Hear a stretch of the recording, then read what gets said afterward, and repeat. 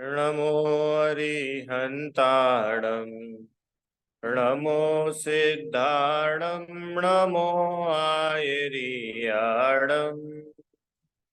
नमो उवज्झायाणं नमो लोये सवसाहुणम्।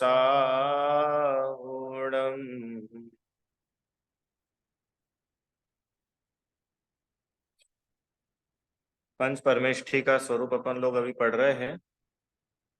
और कल हम लोगों ने सिद्ध भगवान के 8 गुण पढ़े थे और अरिहंत आचार्य उपाध्याय और साधु इनका सामान्य स्वरूप देखा था।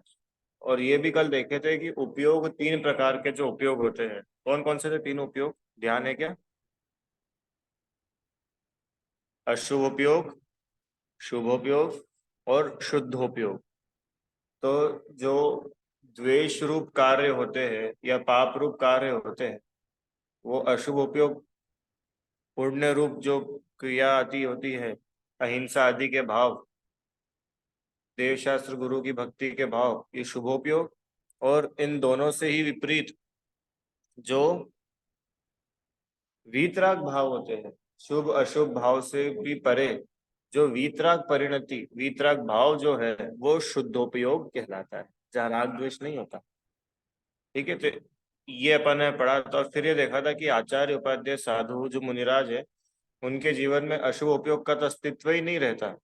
शुभोपयोग भी होता है तो वो शुद्धोपयोग के लिए होता है, और शुद्धोपयोग तो उनके जीवन का मुख्य कार्य, ये ध्येय है। ये कल अपन लोगों ने देखा था। आज थोड़ा रत्नाकरण श्रावकाचार्य जी के आधार से अपन जो गुरु होते हैं, मुनिराज होते हैं, मुनिराज का कैसा सामान्य स्वरूप होता है वो अपन देखते हैं, फिर आगे चर्चा करेंगे।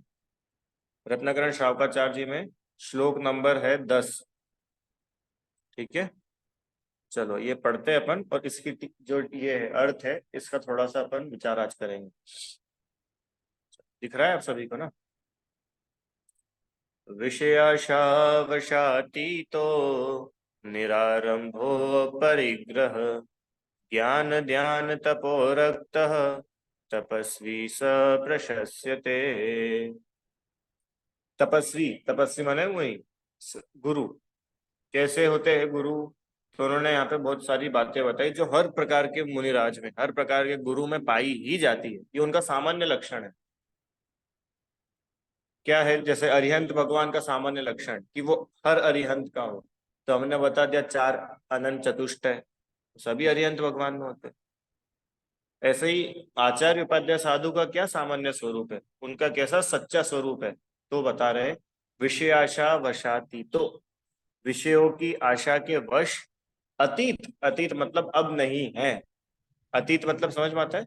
अतीत मतलब पास्ट। विषय की आशा के वश नहीं है। अतीत मतलब अब वो चीज गुजर गई, अभी वो नहीं है, पास्ट। पास्ट अभी है क्या? नहीं है।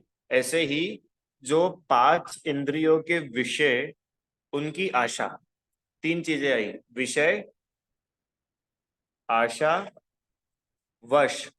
अंकल जी, तो विषय मतलब क्या होता है? सुख, हाँ, इंद्रियों का सुख। 5 इंद्रियों से जो जो सुख लिया जाता है वो 5 इंद्रियों के विषय। जैसे चक रसना इंद्रिय से अच्छा स्वादिष्ट भोजन, ये चक्षु इंद्रिय से अच्छे अच्छे देखना, इधर से अच्छा अच्छा सुनना, इधर से अच्छा अच्छा सूंघना। और स्पर्शन इंद्रिय से क्या विषय सुख होता है? ठंडी ठंडी हवा, नहाने को गरम गरम पानी, है ना, सोने को मुलायम गद्दा। ये सब स्पर्शन इंद्रिय के विषय हो गए।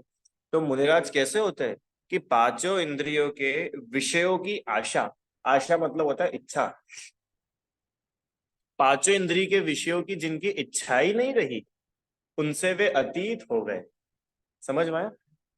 उनको छोड़ दिया। जैसे हम और आप बचपने से अतीत हो गए, मतलब हम और आप युवा हो गए, तो हमारा बचपना छूट गया अंकल जी।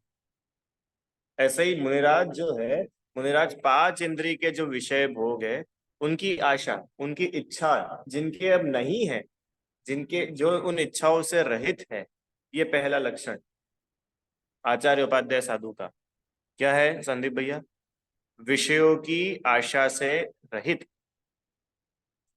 उनके वश में नहीं है।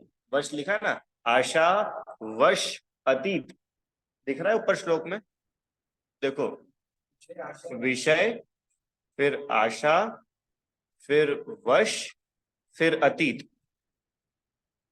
समझ में आ रहा है? देखिए, तो विषय मतलब पांच इंद्रिय के विषय उनकी आशा के वश नहीं है। वश होना मतलब उसके कंट्रोल में होना। तो जो पांच इंद्रिय के विषयों की इच्छा के कंट्रोल में नहीं है, उल्टा पांचों इंद्रियों के विषयों की आशा, उनसे तो वो रहित हो गए, उन चीजों को छोड़ दिया है। पांच इंद्रिय के विषय भोगों में उलझे हुए नहीं है, उनके वश में नहीं है। हाँ, अब उसमें आता है ना, मेरी भावना है, विषयों की आशा नहीं जिनके, तो यही है वो, विषय आशा वशाती। तो अब अगली लाइन, निरारंभो, ने, निहि, आरंभ, निहि मतलब नहीं है, आरंभ, आरंभ मतलब होता है हिंसा आदि पाप कार्य, जो छह काय के जीवों का जिसमें घात होता हो, ऐसे आरंभ से रहित हो। आरंभ अपन ने, याद है आरंभ कहाँ पर पढ़ा था? याद आ रहा है? जब चार गति पढ़ी थी, तो उसमें नरक गति में जाने का कारण देखा था, बहुत आरंभ और बहुत परिग्रह, है ना? तो आरंभ मतलब होता है हिंसा के कार्य। तो निरारंभ मतलब जो अब हिंसा से रहित हो गए। नी, नी मतलब होता है नहीं है। तो आरंभ, जो छह काय के जीव है, उनकी हिंसा होती हो, उनका घात होता हो, ऐसे कार्यों से जो छूट चुके हैं, छह काय के जीव, पता है कौन कौन से? पता है, देखो, पृथ्वी काय, जल काय, अग्नि काय, वायु काय, वनस्पति काय और त्रस काय, है ना? तो मतलब एक से लेके पांच इंद्रिय तक के जीव, तो उनको कैसा उनका डाइवर्सिफाइड किया? तो पांच इंद्रिय, तो यहाँ पे वो इंद्रियों से नहीं, यहाँ पे काय से बताया, उनके शरीर से बताया। तो यहाँ पे कैसी ग्रुपिंग करी कि एक इंद्रिय जीव को एक ग्रुप में रखा, और दो से लेके पांच इंद्रिय जो त्रस जीव है, उनको एक ग्रुप में रखा। क्योंकि क्या है, जो श्रावक होते हैं ना, श्रावक अपन लोग, तो हम लोगों को सिर्फ एक इंद्रिय की जीवों की रक्षा श्रावकों के संभव नहीं है, दो से पांच इंद्रिय तो श्रावक की भी होती है। तो इसलिए आप उन्होंने बताया कि मुनिराज तो ऐसे है कि वो तो सभी जीवों की हिंसा के त्यागी होते हैं, अकेले त्रस ही नहीं, स्थावर भी। तो त्रस में तो दो से लेके पांच तक आए थे, और स्थावर में वो पांच प्रकार के थे, तो छह ही प्रकार हो गए। छह प्रकार कैसे हो गए? स्थावर के पांच और त्रस का एक। समझ में आया छह कैसे हुए? अनाया, नीरल कौन है? नीरल, समझ में आया बेटा छह कैसे हुए?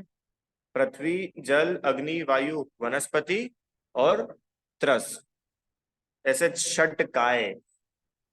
इन षट काय के जीवों का जिसमें घात होता हो, हिंसा होती हो, ऐसे काम जो नहीं करते हैं, वो कहलाते हैं निरारंभी, जो आरंभ आदि कार्य नहीं करते।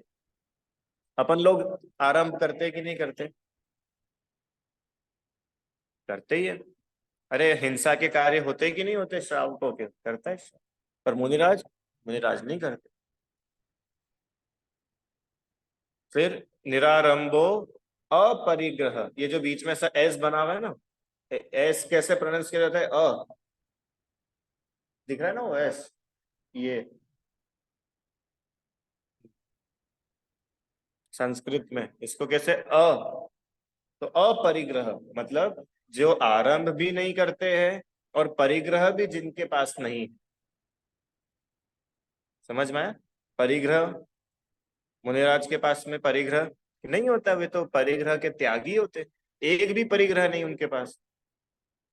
परिग्रह 24 भेद, याद आ रहा है? 24 प्रकार के परिग्रह पढ़े थे, 10 बहिरंग और 14 अंतरंग, ऐसे 24 प्रकार के परिग्रह से जो रहे थे। अब देखो अंकल जी, यहाँ पे प्रश्न आ सकता है कि यहाँ तो आपने हिंसा से रहित बता दिया और परिग्रह से रहित बता दिया, जबकि पाप तो पांच होते हैं, तो बाकी के तीन वो करते क्या मुनिराज? क्यों? कि नहीं, हमने पहला बता दिया और आखिरी बता दिया, सारे ही आ गए हैं। और पता है देखा जाए तो हिंसा में ही पांचों पाप आ जाते हैं।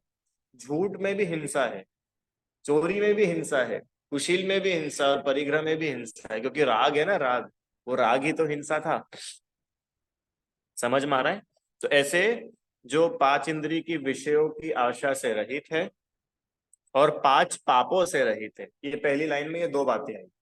पांच पाप हो गए ना दोनों, हिंसा से लेके परिग्रह तक पांचों पापों से जो मुक्त है, पांचों पाप जिन्होंने त्यागे हुए, ऐसे होते मुनिराज, आचार्य उपाध्याय साधु।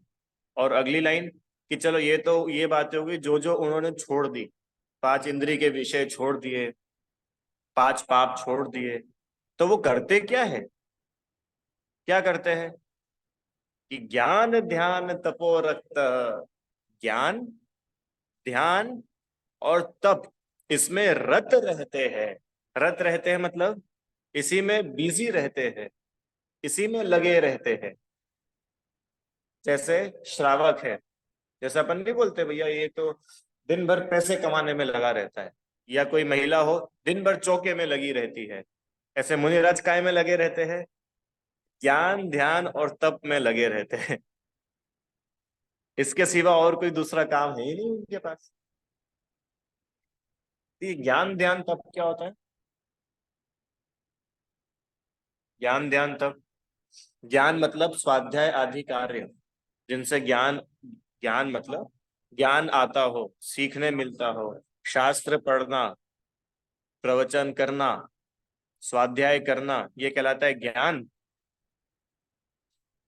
ध्यान, ध्यान मतलब कि जो पढ़ा उसको विचारना, आत्मा का ध्यान करना, ध्यान। समस्त प्रकार की चिंताओं से मुक्त होकर के आत्मा का ध्यान करना, वो कहलाता है ध्यान। अब कोई चिंता नहीं। और तीसरा तप, जो तप करते हैं, तप करने में लगे रहते हैं। अब आपको पता है ये जो तप होता है ना, अभी तप के नाम पर अपने को क्या दिखता है अंकल जी? जैसे मैं आपको बोलूं कि आपको तपस्या करनी है, तो अपने को सबसे पहली इमेज क्या बनती है तपस्या करनी है मतलब? बैठना है, एक जैसे ऐसे बैठ जाना है, या और ज्यादा करनी हो तो पहाड़ पे चले जाना है, जंगल पे चले जाना है। हम्म? कि ये इतनी ही नहीं होती है तपस्या। तप जो होते हैं ना, तप 12 प्रकार के तप होते हैं। कितने? 12 प्रकार के। उपवास होता है, उपवास भी एक प्रकार का तप है। स्वाध्याय करते हैं ना अपन, वो भी एक प्रकार का तप है। तप मतलब क्या, कि तप मतलब वे सारे कार्य जिनसे कर्म छूटते हो, जिनसे कर्मों की निर्जरा होती हो, जिनसे कर्मों का क्षय होता हो, वो कहलाता है तप। तो ऐसे जो कर्म क्षय करने में लगे रहते हैं, स्वाध्याय आदि में लगे रहते हैं, ध्यान में लगे रहते हैं, वे कहलाते हैं कौन? नीराज, तपस्वी, सप्रशस्यते। ऐसे इन चारों विशेषणों से जो सहित है, कौन कौन से चार? विषय आशा रहित, निरारंभी, अपरिग्रही और ज्ञान ध्यान तपो रक्त, हो गए ना चार? इन चारों से जो युक्त है, ऐसे तपस्वी, ऐसे गुरु होते हैं, और वे गुरु ही प्रशंसनीय हैं। इनके अलावा और कोई व्यक्ति हो जो अपने को गुरु बोलता हो और उसमें ये बातें नहीं पाई जाती हो, तो वो गुरु कहलाने योग्य नहीं है। जो पांच पापों में लगा हुआ हो वो गुरु नहीं है। लौकिक गुरु बोल सकते भाई ये हमारे टीचर है, ये माता पिता हमारे गुरु है, पर यहाँ पर किन गुरु की बात चल रही है? मुनिराज की, आचार्य उपाध्याय साधु। तो आचार्य उपाध्याय साधु का तो ये स्वरूप होता है। कैसा स्वरूप होता है? कि वे पांच पाप से पंचेंद्रिय की विषयों की आशा से रहित होते हैं। मुनिराज को पांच इंद्रिय की विषय आशा नहीं होती, और निरारंभी, हिंसा आदि के कार्य ना खुद करते हैं, ना अन्य लोगों से कराते हैं। अपरिग्रही, परिग्रह नहीं रखते अपने पास में, परिग्रह। और जो निरंतर ज्ञान में, अध्ययन में, ध्यान में और तप में लीन रहते हैं, रखते रहते हैं, उसी में लगे रहते हैं, ऐसे तपस्वी होते हैं, ऐसे गुरु होते हैं, वे प्रशंसनीय हैं। समझ में आए? ये एकदम सामान्य स्वरूप है। ये ऐसा नहीं है कि भाई ये सिर्फ आचार्यों की बात है कि उपाध्याय की, सिर्फ साधु, तीनों ही ऐसे होते हैं। ये तीनों की एक जनरल बातें हैं। समझ में आए?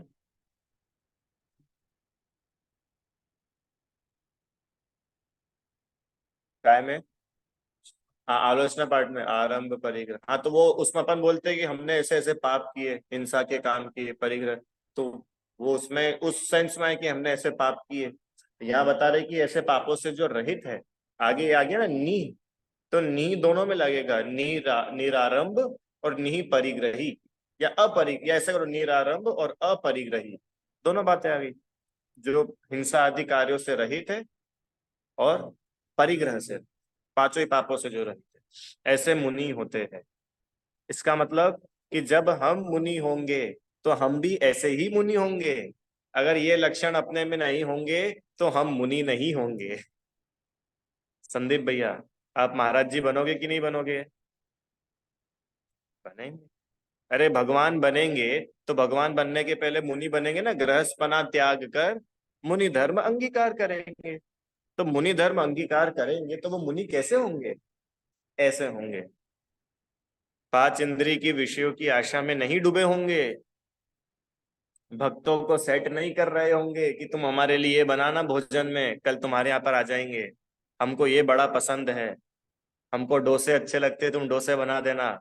नहीं, रसना इंद्री की विषयों की आशा से रहित है, गृहस्थ है। तो गृहस्थ तो और बोल करके बनवा देता है, मुनिराज कभी बोल करके नहीं बनवाते भोजन कि भैया हम हमारे घर में थे तो हमारी माँ तो हमको बड़े स्वादिष्ट चीजें बना के खिलाती थी, अब आप लोग हमको खिलाओ।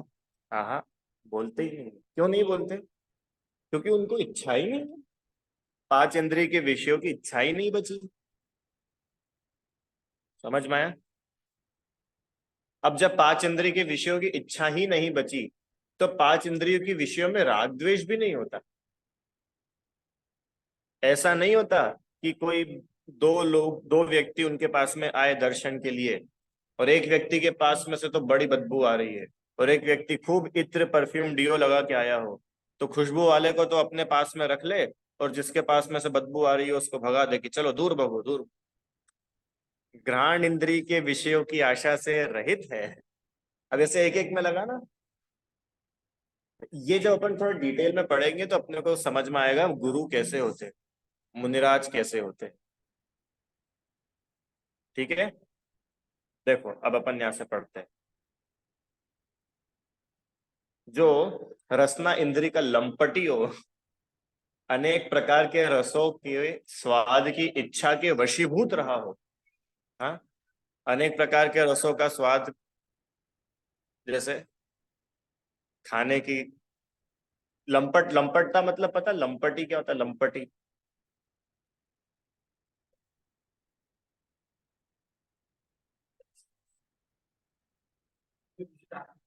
नहीं नहीं, यहाँ लिखा है रसना इंद्री का लंपटी।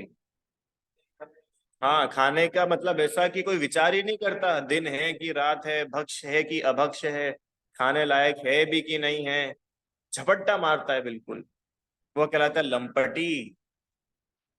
तो जो रसना इंद्री का लंपटी हो, है, अनेक प्रकार के रसों के स्वाद की इच्छा के वशीभूत हो, अनेक अनेक बढ़िया बढ़िया चीजें खाने को चाहिए हो, अपना यश प्रशंसा सुनने को इच्छुक हो, ये कर्ण इंद्री खूब मेरी तारीफ सुने, लोग खूब मेरी जय जयकार करे, मैं जहां जाऊं वहां पर लोग मेरी जय जयकार करे, मेरी खूब प्रशंसा हो, जगह जगह मेरी ख्याति हो जाए, हर व्यक्ति मेरे को पहचानने लग जाए। ये क्या है? ये कर्ण इंद्री का विषय है। तारीफ सुनना कैसा लगता है? बड़ा अच्छा लगता है। बुराई सुनना कैसा लगता है? बुरा लगता है। ये कर्ण इंद्री का विषय है। और मुनिराज कि उनकी कोई तारीफ करे चाहे कोई उनकी बुराई करे, वे राग द्वेष नहीं करते। क्यों? कि कर्ण इंद्री के विषयों से वे रहित है? नेत्रों है, उनके अंदर ऐसे परिणाम होते हो तो वो उसका प्रायश्चित करते हैं, उसको दूर करते हैं। देखो 100% ही ऐसे होता है ऐसा नहीं है, क्योंकि वो साधना कर रहे हैं ना, तो जितनी उनके अंदर कषाय है उतनी तो रहेगी, पर वो उसको निरंतर दूर करने में लगे हुए हैं, निरंतर दूर कर, यही तो तपस्या है। होती तो है, मैं यूं नहीं बोल रहा कि नहीं होती, पर वो होती हुई भी उसको अच्छा नहीं मानते, उसको सदा दूर करना चाहते हैं। आगे, नेत्रों द्वारा सुंदर रूप, महल, मंदिर, बाग, बगीचा, वन, गांव, आभूषण, वस्त्र आदि देखने का इच्छुक हो। हम्म। आंखों के द्वारा चक्षु इंद्री का विषय, अच्छी अच्छी चीजें देखने की इच्छा हो, नए नए गैजेट्स, नए नए आभूषण, बहुत चीजें होती है इससे देखने की। तो इसको बोलते हैं नेत्र, चक्षु इंद्री के विषय। कोमल शैया, कोमल उच्चासन के ऊपर सोने बैठने का इच्छुक हो, ये स्पर्शन इंद्री का विषय। सुगंध आदि ग्रहण करने का इच्छुक हो, विषयों का लंपट्टी हो, ऐसा गुरु, सुनो क्या लिखा है, ऐसा गुरु दूसरों को विषयों से छुड़ाकर वीतराग मार्ग में नहीं लगा सकता। अरे वो खुद रागी द्वेषी है, तो वो दूसरों को क्या राग द्वेष से छुड़ाने का उपदेश देगा? ऐसा कोई जीव हो जो पांचों इंद्रिय के विषयों में बिल्कुल डूबा हुआ हो। हम्म। मैं खूब शराब पी रहा हूं और शराब छोड़ने का कैसे उपदेश दे सकता हूँ? है? इसलिए लिखा है कि भाई गुरु तो वो होते हैं जो हमको संसार से तार देते हैं, संसार से पार उतार दे, वो गुरु होते हैं। और जो गुरु खुद संसार में डूबे हुए हो, और गुरु मतलब गुरु संसार में नहीं डूबे, है तो वो व्यक्ति भ्रष्ट, और अपना नाम रख लिया उसने, मैं गुरु हूं। तो ऐसा व्यक्ति जो खुद संसार में डूबा हुआ हो, पांचों इंद्रिय के विषयों में डूबा हुआ हो, वो लोगों को क्या उपदेश देगा? समझ में आया? इसलिए सबसे पहले उन्होंने बताया कि पंच इंद्रिय की विषयों से रहित होते हैं, वे ही गुरु होते हैं। है ना? इसीलिए जो विषयों की आशा के वशीभूत नहीं हो, ऐसा ही गुरु आराधन वंदन योग्य है। जिसे विषयों में अनुराग हो, वह तो आत्मज्ञान से रहित बहिरात्मा है, गुरु कैसे होगा? जिसके त्रस्त स्थावर जीवों के घात का आरंभ होता हो, उसको तो पाप का डर ही नहीं है, और पापी व्यक्ति गुरु कैसे हो सकता है? यहाँ पर उन्होंने वो लॉजिक्स दिए हैं कि आचार्य समंत भद्र स्वामी ने निरारंभी, अपरिग्रही, ये बातें क्यों बोली गुरु के लिए? अगर गुरु ही हिंसा करने वाले हो जाएंगे तो वे क्या अहिंसा का उपदेश देंगे? उन्हें तो कोई पाप का भय ही नहीं बचा, वो लोगों को कैसे पाप से छुड़ा पाएंगे? इस प्रकार से समझ। और जो 14 प्रकार के अंतरंग तथा 10 प्रकार के बहिरंग परिग्रह के साथ हो, वह गुरु कैसे हो सकता है? अरे परिग्रही तो स्वयं संसार में फंस रहा है, वह अन्य जीवों का उद्धार करने वाला गुरु कैसे होगा? ठीक है। इसके लिए 6 डाला में उन्होंने एक शब्द लिखा, उपल नाव। उपल मतलब होता है पत्थर। पत्थर की नाव देखिए कभी? पत्थर की नाव में बैठ करके अपन नदी पार कर सकते हैं कि नहीं? क्यों? डूब जाएगी। वो नाव खुद भी डूबेगी, और जो उस नाव में बैठेगा उनको भी डुबा ले जाएगी। तो ऐसे जो कुगुरु है, कुगुरु मतलब जो गुरु तो नहीं है, गुरुओं के जिनमें कोई लक्षण नहीं पाए जाते, पर अपने आप को गुरु मनवाते हैं, तो वो खुद भी संसार में डूबते हैं, और जो उनकी पूजा भक्ति स्तुति वंदना आराधना करता है उनको भी संसार में डुबा देते हैं। ये मुनिराज का सामान्य स्वरूप अपन ने पढ़ा। कैसा है सामान्य स्वरूप? विषयों की आशा से रहित, निरारंभी, अपरिग्रही, और ज्ञान ध्यान तप में लीन। ठीक है, ज्ञान ध्यान तप का भी इसमें है, आगे अपन देखते हैं। नहीं दिया है।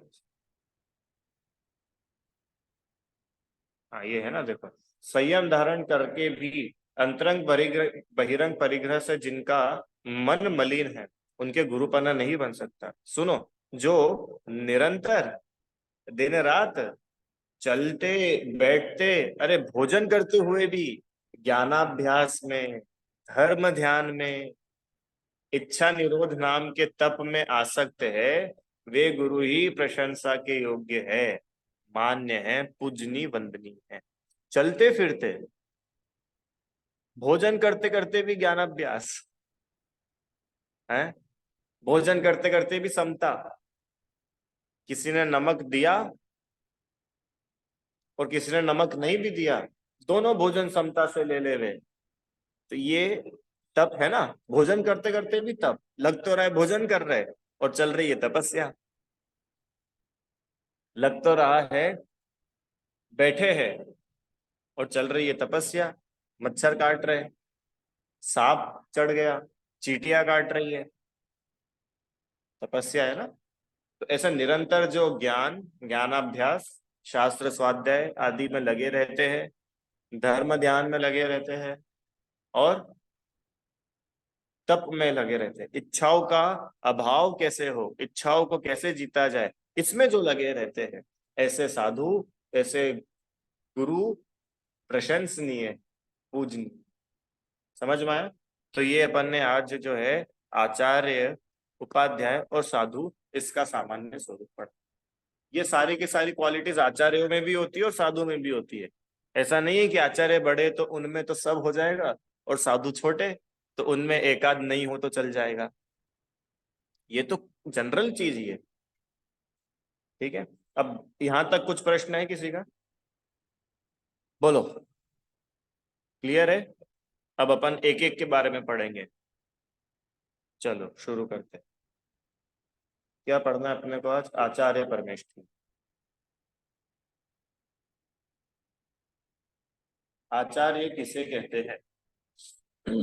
क्या लिखा देखो, जो सम्यक दर्शन, सम्यक ज्ञान, सम्यक चारित्र, इनको बोलते हैं रत्नत्रय।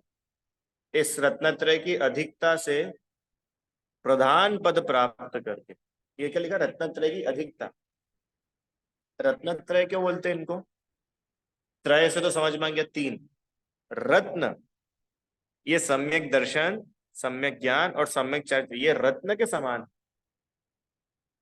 रत्न कितना कीमती होता है, ऐसा ये सम्यक दर्शन, ज्ञान, चारित्र, ये मोक्ष मार्ग में बड़ी कीमती चीजें है। इनके बिना मोक्ष मार्ग ही नहीं होता, तो इसलिए बोलते हैं रत्नत्रय। अबे सम्यक दर्शन, ज्ञान, चारित्र क्या चीज है? बोलो। सम्यक दर्शन मतलब अपनी आपकी श्रद्धा, अपने आप को जानना मानना, सम्यक दर्शन, सम्यक ज्ञान। सम्यक मतलब सच्चा, दर्शन मतलब श्रद्धा, सम्यक मतलब सच्चा, ज्ञान मतलब ज्ञान, सम्यक मतलब सच्चा, चारित्र मतलब आचरण। ऐसे सच्चे आचरण का नाम है सम्यक चारित्र। सच्चा ज्ञान अंकल जी, वो कहलाता है सम्यक ज्ञान। और सच्ची श्रद्धा, छह द्रव्य, सात तत्व, इनकी सच्ची सम्यक प्रकार की श्रद्धा, देव शास्त्र गुरु की सच्ची श्रद्धा। ऐसे ही भगवान होते हैं, अन्य कैसे भगवान नहीं होते। ऐसे ही गुरु होते हैं, अन्य कोई गुरु नहीं होते। यही सच्चे शास्त्र होते हैं, और कोई शास्त्र ऐसे सच्चे नहीं। ऐसी जो श्रद्धा जिस जीव को होती है, वह कहलाता है सम्यक दृष्टि। तो ऐसा जो सम्यक दर्शन, सम्यक ज्ञान और सम्यक चारित्र, इनकी अधिकता से आचार्य की ये विशेषता है। क्योंकि आचार्य हर किसी को आचार्य नहीं बनाते, मालूम है आपको? आचार्य किसको बनाया जाता है कि जिनमें ऐसे गुण होते हैं ना, जो अपन पढ़ेंगे, ऐसा मुनि ही आचार्य बनाए जाते हैं। क्योंकि आचार्य पद अपने आप में बहुत बड़ा पद है। आचार्य मतलब सबसे बड़े, आचार्य मतलब सबसे जिम्मेदार व्यक्ति, आचार्य मतलब जो डिसीजन लेना जानते हो, जिनमें गंभीरता हो, जो शिष्यों को संभालना जानते हो, ऐसे व्यक्ति आचार्य बनते हैं ना। तो बोल रहे कि जिसमें रत्नत्रय की अधिकता हो। रत्नत्रय की अधिकता मतलब क्या होता है?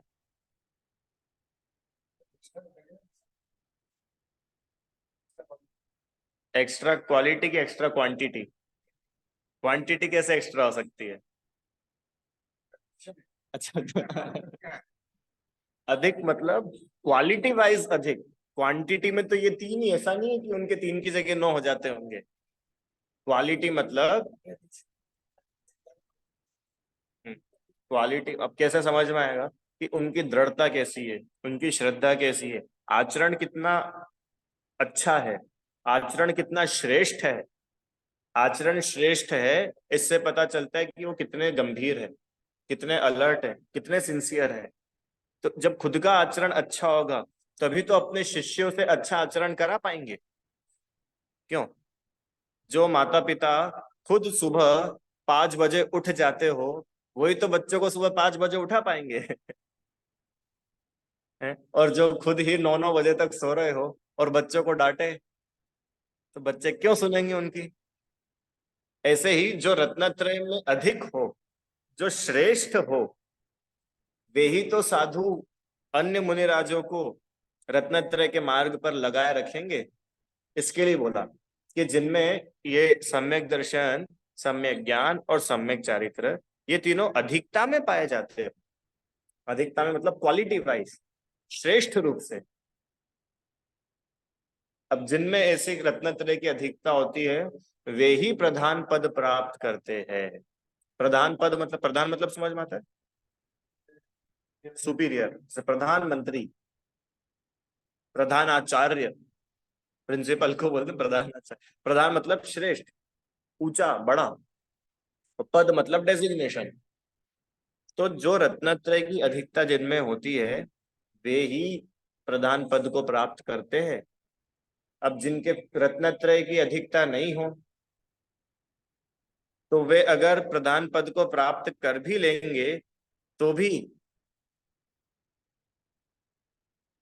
रत्नत्रय की अधिकता नहीं है और प्रधान पद को प्राप्त कर भी लेंगे तो भी वो शिष्यों का उपकार नहीं कर पाएंगे। क्यों? क्योंकि उनमें खुद में वो क्वालिटीज ही नहीं है ना। क्यों?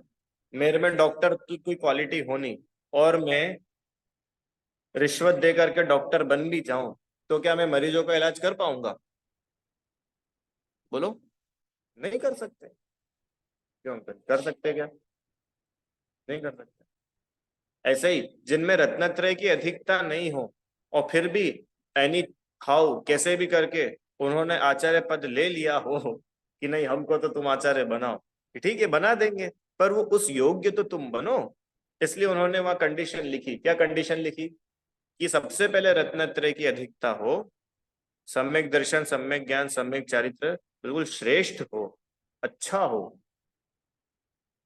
ऐसे जीव फिर प्रधान पद प्राप्त करते हैं, ऊंचे पद पर बैठते हैं। ठीक है भैया, प्रधान पद पर बैठ गए आचार्य, करेंगे क्या? कि देखो क्या करेंगे कि प्रधान पद पर बैठे हैं तो मुनि संघ के नायक हो गए हैं वो। नायक मतलब हीरो, लीडर।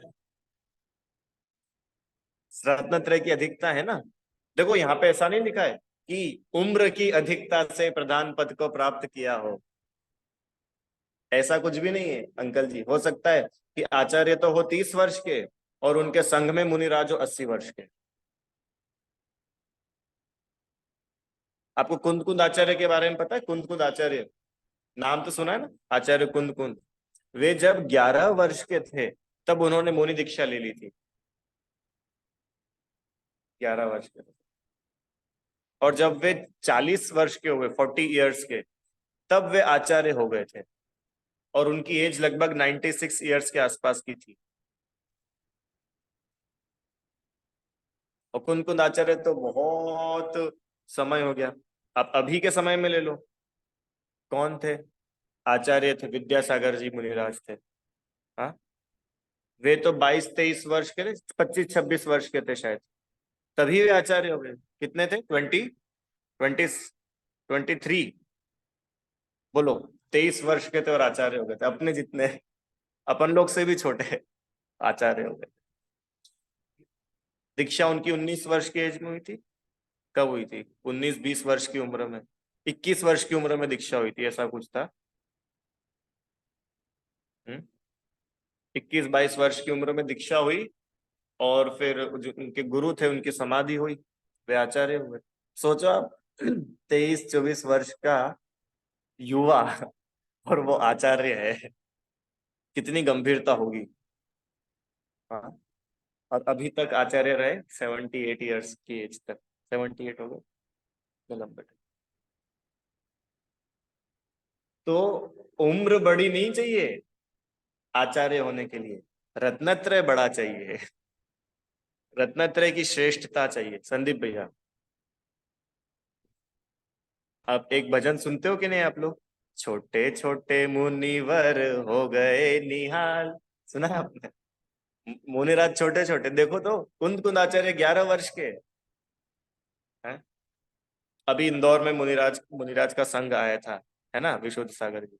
उनके संघ में मुनिराज 18, 20 वर्ष के, 23 वर्ष के, 25 वर्ष, 27 वर्ष के, और 80-80 साल के दादाजी उनके चरणों में झुक रहे थे। तो मुनिराज शर्मा जाते होंगे ना कि अरे अरे अरे, आप बड़े हो, आप पैर मत छुओ, हम तो अभी 25 ही साल के। कि भैया, इस शरीर की पूजा थोड़ी ना हो रही है जो 25 साल का है, उस रत्नत्रय की पूजा है जो आपने प्राप्त किया है। समझ में? अगर उम्र से ही पूजा होने लग जाती तो फिर जितने बुजुर्ग थे सब पूज्य हो जाते और छोटे लोग पीछे रह जाते, जबकि ऐसा नहीं है। अरे, यहाँ तो गुणों से पूजा होती है, जिसमें गुण अधिक वो ज्यादा पूजनीय। सीधा सा फंडा है। समझ में आ रहा है आप लोगों को?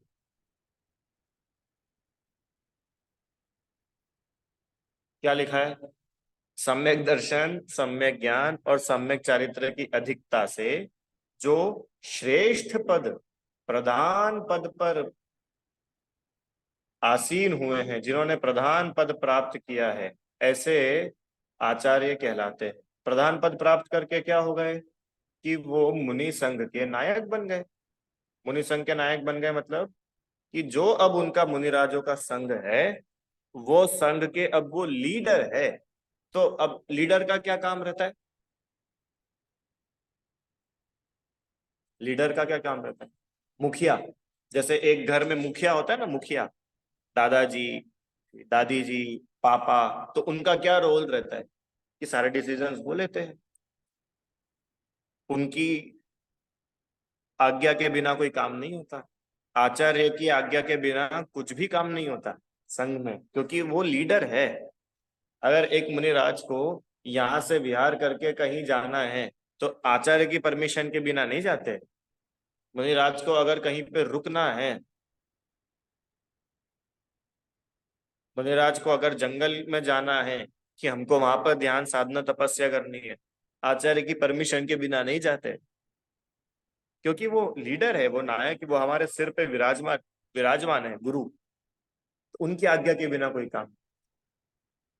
अंकल जी, यहाँ तक कि आचार्य की आज्ञा के बिना मुनिराज उपवास भी नहीं करते। उपवास करना तो अच्छी बात है, उसमें पूछने की क्या जरूरत?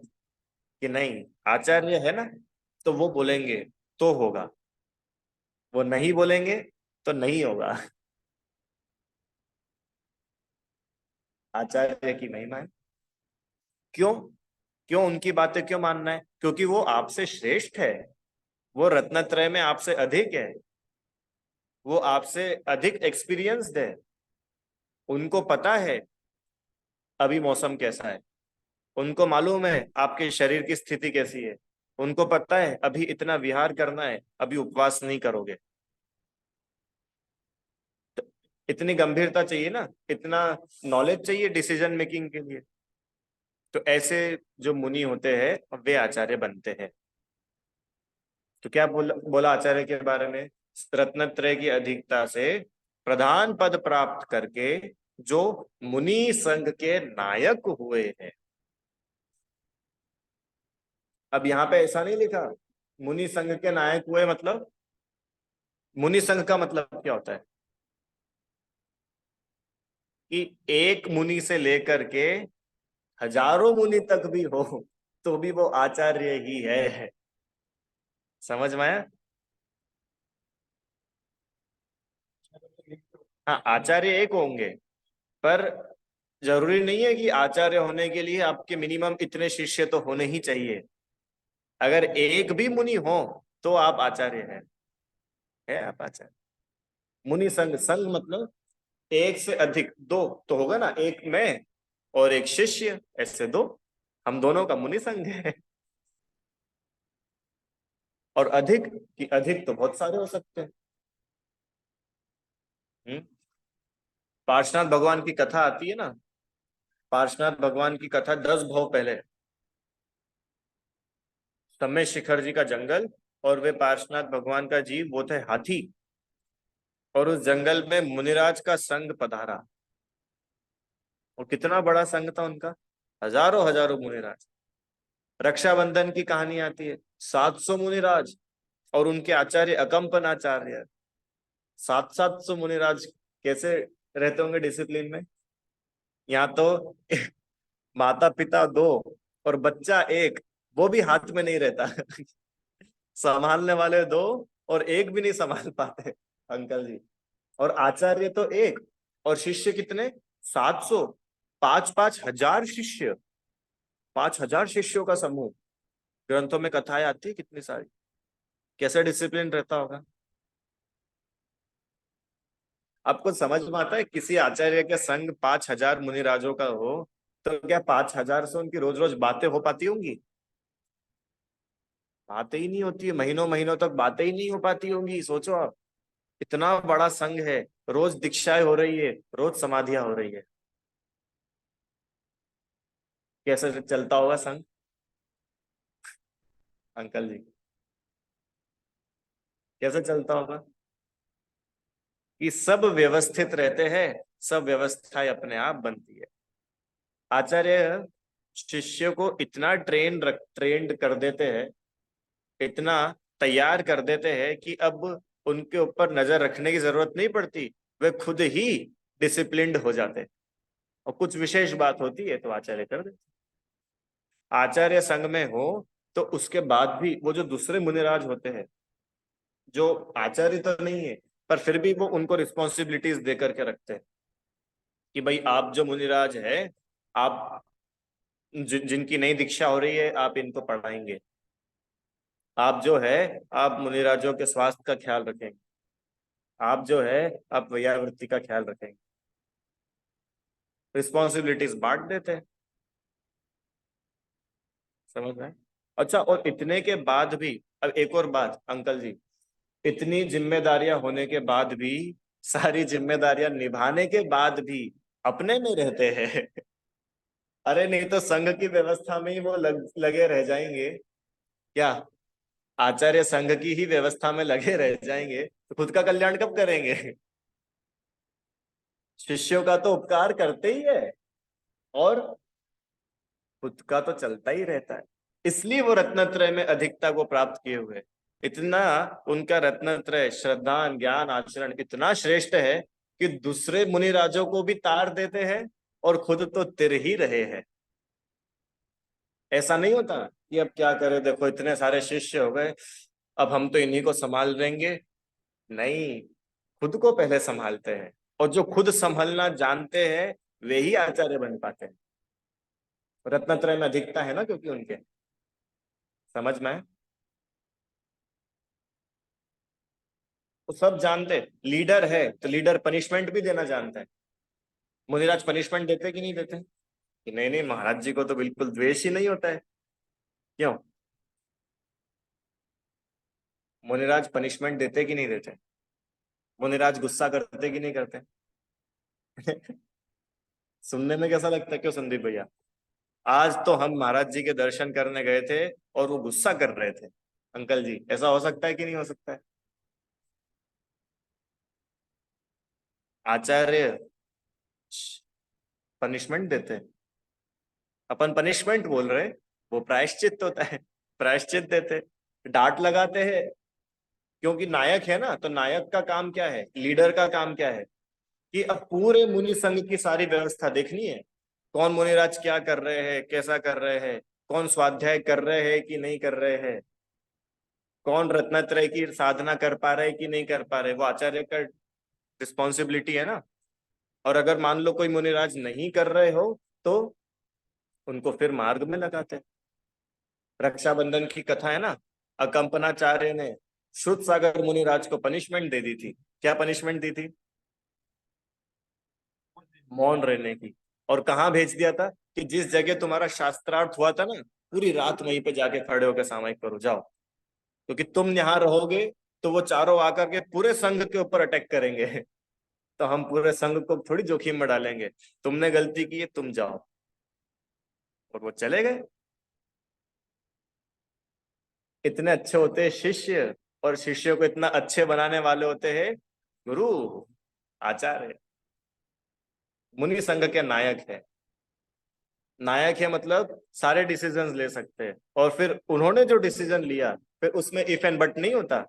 आपने ऐसा क्यों करा, नहीं, हम आपने भले ही बोल दिया होगा, हम थोड़ी ना आपकी बात मानेंगे। कि तुम अगर नहीं बात मानोगे तो तुमने तो उनको आचार्य ही नहीं माना है। और तुम्हारा फिर कल्याण भी नहीं हो सकता। जो अपने गुरु की आज्ञा में ना रहे, वो कैसे पार हो सकता है? समझ में आ रहा है कि नहीं आ रहा है? एक बार का प्रसंग सुनाया था ना। अम, सुना चुका हूं इससे पहले में। महाराज जी विद्यासागर जी के पास में बहुत पहले की बात है। संघ के दो मुनिराज पहुंचे। एक मुनिराज ने ऐसा निवेदन किया कि हम आज उपवास करना चाहते हैं। सुना है ना? और एक मुनिराज ने ऐसा निवेदन किया कि हम है ना आज नीरस भोजन करना चाहते हैं। तो उन्होंने क्या कर दिया? चेंज।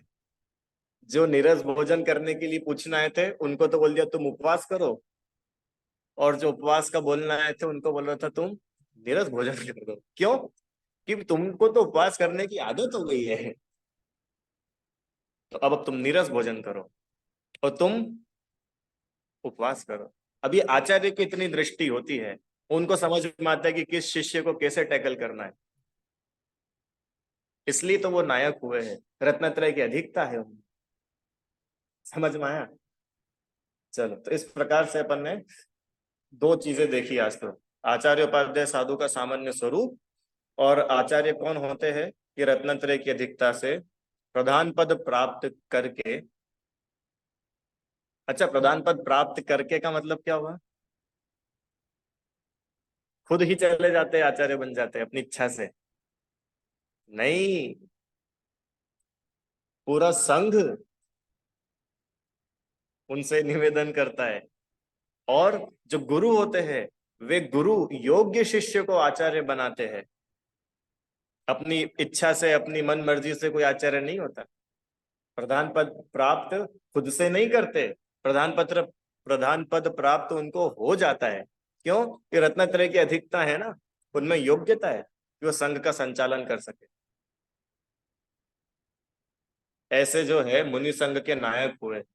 अब मुनि संघ के नायक होने के बाद वो क्या क्या करते हैं, वह रीड करते समझेंगे अपन कल इसको। मुख्य पने तो शुद्धोपयोग को साधते हैं, और धर्मोपदेश, दीक्षा, प्रायश्चित आदि देते हैं। और करुणा बुद्धि हो तो धर्म के लोभी अन्य जीवों को धर्मोपदेश देने का कार्य। कोई भव्य जीव हो, दीक्षा का निवेदन करे, उनको योग्य जानकर के दीक्षा देते हैं। और जो अपने दोष आकर के प्रकट करते हैं, उन्हें प्रायश्चित दे करके शुद्ध करते हैं। कल पढ़ेंगे इसको डिटेल। ऐसा ऐसा आचरण करने और कराने वाले आचार्य कहते हैं। ठीक है। चलो, यहां तक किसी का कोई प्रश्न है तो आप लोग पूछो। नहीं? बोलो भाई। ठीक है। जिनवाणी स्तुति। हे जिनवाणी भारती, तो ही जपू दिन रे। जो तेरी शरणा गए, सो पावे सुख चैन। जा वाणी के ज्ञान से सूझे लोकालो। सो वाणी मस्तक नमो सदा देतु हूँ ढो।